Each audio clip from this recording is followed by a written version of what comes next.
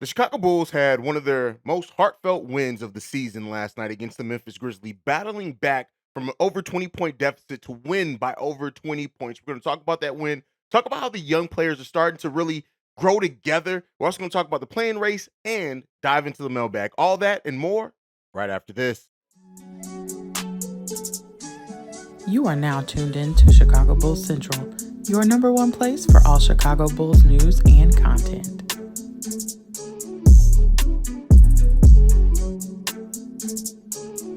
All right, Bulls fans, welcome to another episode of Chicago Bulls Central, your number one spot for everything Chicago Bulls related. If you want to follow me right off the top, you can do so at CEO Haize, at CEO Haize. Now, let's get into it. The Chicago Bulls had a tale of two halves yesterday against the Memphis Grizzlies, and it was an important win because the Memphis Grizzlies are the second best team in the Western Conference, a surefire, great playoff team. Some would even say maybe a championship contender. I don't necessarily see them at that level myself, but some will say that. And so because some will say that, I will say that here to help put another ring in the cap of my team. But with that being said, listen, the Bulls played absolutely suffocating defense in the second half of the game. When you look at it, 31 transition points for the Bulls, 0 for the Grizzlies.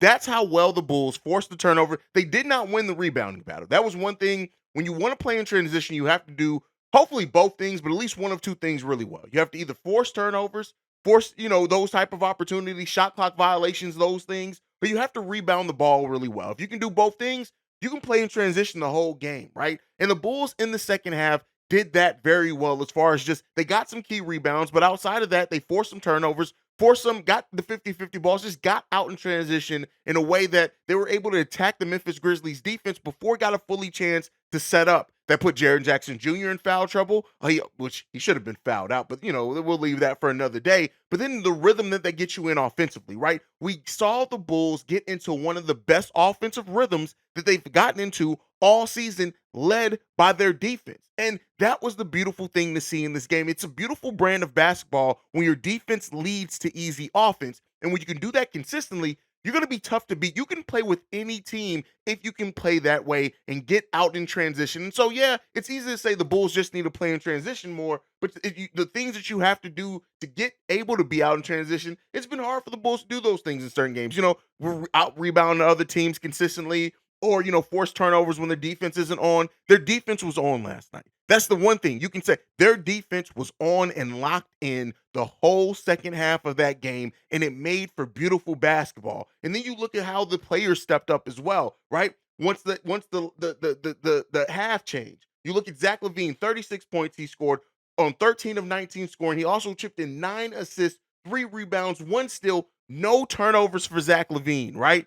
That's going to be a Bulls team that's hard to beat right there. Then you look in DeMar DeRozan getting over 30 points as well, going 11-26 from the field, also chipping in 7 assists, 5 rebounds, 1 steal, 31 points. Again, led by those two players. When they're playing that efficiently and they're getting out in the open court, it's going to be dangerous to beat us. And then you look at our bench. Kobe White, who's just turning into such a good all-around player for the Chicago Bulls, chipping in 19 points, going 8 of 13 shooting, giving great defense, great just ball handling, all those types. Kobe White played an excellent game, and Patrick Williams also playing a solid second half. Defensively, for one thing, he goes 5 of 10 from the field for 12 points.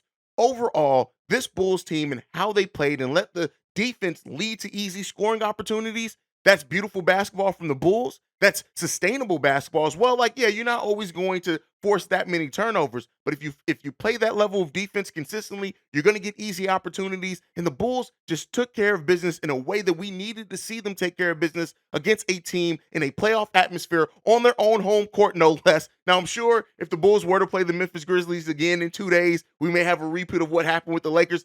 Listen, that's just trauma speaking on my half. But I really enjoyed watching this game. And this was one of the best games to watch from the Chicago Bulls, not just because they ended up getting the win, but how they got the win. The fact that they dug in defensively, the fact that Billy Donovan, also got to give some credit and kudos to Billy Donovan. He changed the defensive scheme in the second half of that game in a meaningful way, and you could tell it was visible. He changed what this team was doing defensively, and I can't take that away from him, right? All the critiques and things that I could throw towards Billy Donovan, I'm also going to praise him when he does something right. The coaching staff overall made a hell of a adjustment defensively from first half to second half, and it paid huge dividends for the Chicago Bulls to get the dub. That just is what it is. Can't take away from it. Can do nothing but praise it because that's what happened. That's the reality of the situation, and it was successful for the Bulls. And so it was a fun game to watch with the heart that they played with the determination that they played with the swagger they played with after when they got into that rhythm. It was a fun. It was almost like night and day between the first and second half of just seeing this team execute. They go into their final 4 games of the season, and let's hope that this can build some momentum. But if we're talking about building momentum, let's look at how the young players, Kobe White, Ayo Dosunmu, Patrick Williams being moved, all being on the bench, they are building into a nice rotation. When you look at Kobe White, what he tipped in 19.6 rebounds, 4 assists, Patrick Williams with his 12 points and 3 blocks and more that he did there. And Ayo Dosunmu as well. Ayo didn't have the eye-popping game that the other 2 players have, but still 2 for 4 from the field, played some really good defense. He had 3 rebounds, 1 assist in that game. They're starting to build some chemistry there. And so yeah, it's nice to see the young players starting to maybe develop in a meaningful way. Kobe White's been on that path all season. And that's hats off to Kobe. In an up and down season, Kobe White has been consistent with his defense, been consistent with his playmaking, been consistent with his passing and his dribbling. The one thing that wasn't consistent for him for the most part of the season was just the shooting. And it seems like that shooting is starting to come around for him. And if it continues to come around in that meaningful way, the sky's going to be the limit for Kobe White. And it comes at a time for him where I'm sure him and his agent are happy that he's playing better now because yeah, right or wrong, whatever you want to look at it as, this is a contract year for Kobe White. And hope and the things that he's doing is sustainable. So it's not really the things that you look at and say, oh, well, this is just a career year. Is he going to stay? Like, it's really effort. Kobe White is giving great effort on both sides of the ball and playing with confidence. And we've seen it, right? We've seen it now with Laurie Marketing going elsewhere. Once you get that confidence back in you as a basketball player, the game starts coming around. It starts filling out. It starts looking a little bit more well-rounded. And so I'm really liking the young players, how they're playing together coming off that bench. And really a surprising stat in this one is Kobe White, Ayo Dosunmu, and Patrick Williams, when they're out on the court with DeMar DeRozan, they have a +7 point differential with 375 possessions. That same unit with Zach LaVine out there instead of DeMar DeRozan, they're -12. So what that means is that the young players need some leadership, right? They need a veteran player out there that's going to help guide them, but they are turning into a nice bench unit that can come in, sustain, increase some leads in some cases, set that tone defensively. That's what you want to see from a team. That's what you want to see from young players who are still developing, still really trying to find what their thing is at the NBA level. And they're really starting to do that in a meaningful way. They're really starting to do that consistently. Yeah, we have our games where we just don't get crap from the bench, and that is unacceptable. But when you also factor in Derrick Jones Jr., who I'm now nicknaming Stay Ready because he seems like he stays ready at every single point, no matter what his role, what you calling him to do. When you add that in, hopefully Javante at some point, Alex Caruso playing with him as well, Andre Drummond, and what Andre Drummond is able to do once he gets into a rhythm, the bench unit can be good and it can be dangerous heading into a play-in scenario. And I think that they're starting to peak at the right time, and hopefully now finding success helps them just learn to what they need to do consistently to find success. And we already know Patrick Williams, once he gets that aggressiveness consistently, once he gets that level head of him, once the game starts slowing down and he starts understanding how to pick his spots, Patrick Williams can be a dangerous player in this league. And so let's hope that continues. But I wanted to point out just the youth movement and how these young players are coming together, and the fact that, hey, the Bulls front office got to make decisions on 2 of these young players this offseason. And I think they're making their case for why they deserve these contract extensions. And Kobe White's it's been such a great season to watch Kobe White develop, man, especially where he came in as a 7th round pick, the disappointment around him. You know, one of my first big videos on this channel was last season, at the start of last season, saying the Bulls would be crazy to trade Kobe White. And that was at a time where Bulls fans were just like, no, Kobe is who we need to trade. And now look at it. Kobe White's coming along for the Chicago Bulls and playing a huge, meaningful role. But now we pivot. 4 games left on the season. The play-in race and where it sits right now. The Raptors beat the Hornets last night, and the Hawks beat the Mavericks, which means the Bulls did not gain any bit in the standings. So this game against Tuesday against the Atlanta Hawks, our next game up, is going to be important for play-in seeding. And so if the Bulls can get that victory against the Atlanta Hawks, which would then make that their 3rd win in a row, The Bulls will jump up a spot. The Toronto Raptors have already locked in a play-in spot, which that was all but surely about to happen anyway. And so right now, when you look at the kind of the round robin between the Raptors, Hawks, and the Bulls, the Raptors own the tiebreaker against us.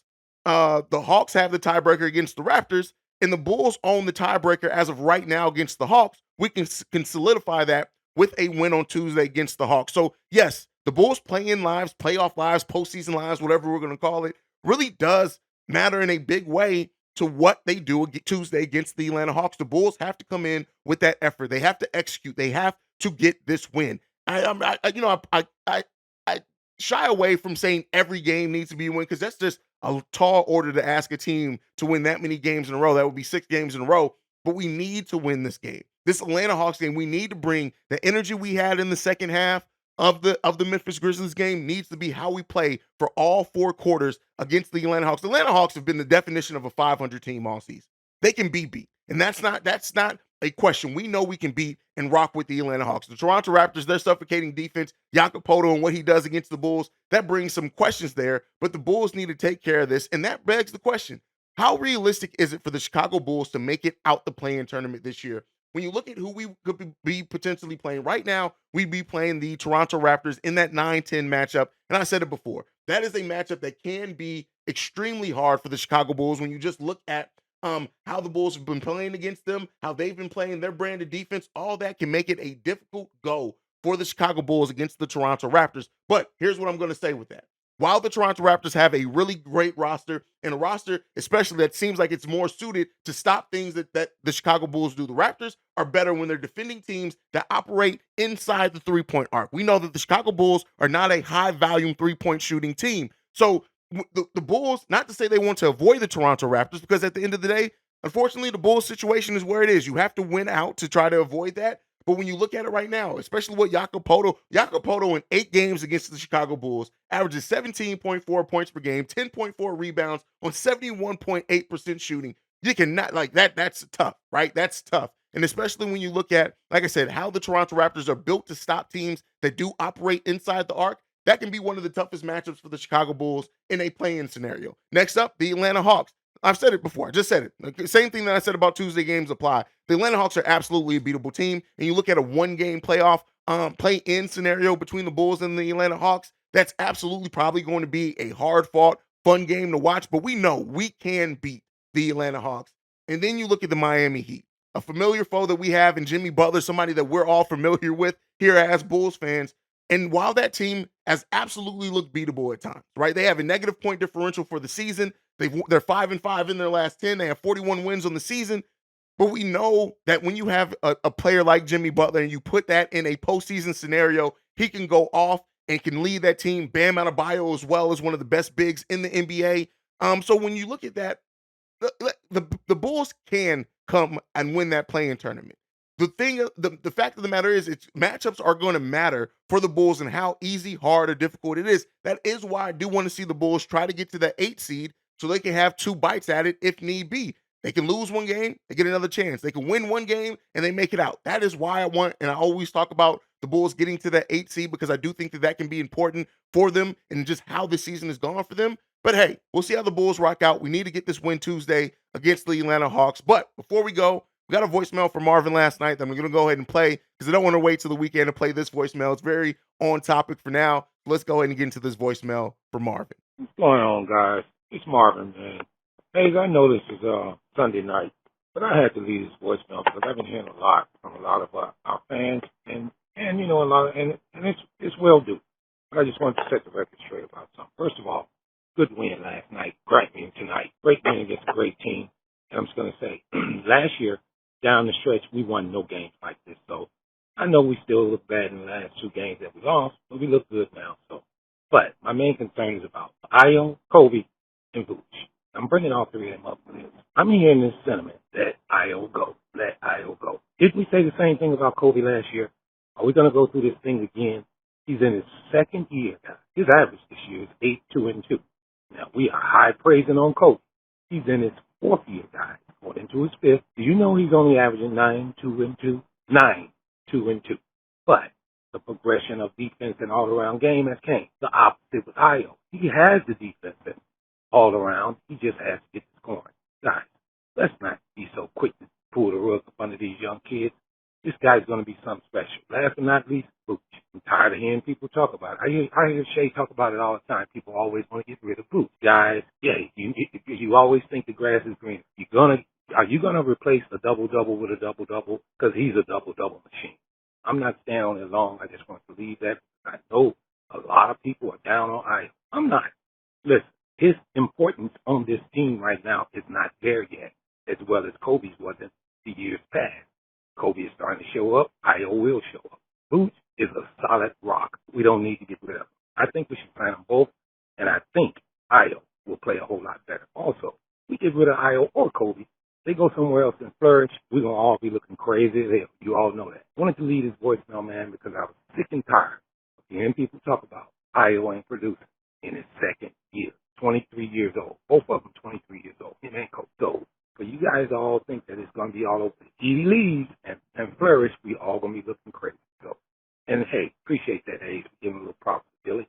He does do a little coaching. But hey, man, it's a tough gig out there. We all know it. Leaving that voicemail because I think a lot of people need to look at that. This year, as well as Kobe is playing, he's averaging 9, 2, and 2, but his overall game is so much better. Io's numbers are down, but his defense is not quite the same because of the way he games. But he can work on his offense.